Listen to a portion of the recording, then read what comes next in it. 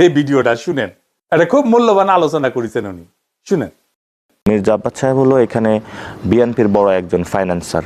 তো আমাদের যে ফাইন্যান্সিয়াল সিস্টেম, যে পলিটিক্যাল পার্টিগুলা, এগুলো হলো বিশেষত চাঁদাবাজি, সন্ত্রাসী, দুর্নীতির মাধ্যমে ওই টাকাগুলা তুলে থাকে।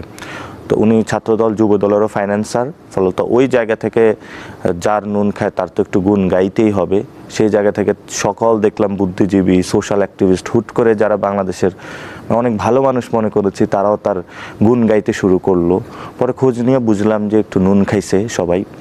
আর সাথে সাথে এখানে আপনি দেখেছেন যে বাংলাদেশ ব্যাংকে ডাকাতরা যেভাবে যায়, এভাবে হলো 200-300 লোক নিয়ে হলো ডাকাতিও করেছে। প্রিজাইডিং অফিসার দিতে হবে, ক্যাশ টাকা লাগবে। এটা হলো বাংলাদেশের নজিরবিহীন ঘটনা। তো এই ধরনের পরিস্থিতির মধ্য দিয়ে হলো আমার যেতে হয়েছে। মির্জা আব্বাস সাহেব হলো এখানে বিএনপির বড় একজন ফাইন্যান্সার।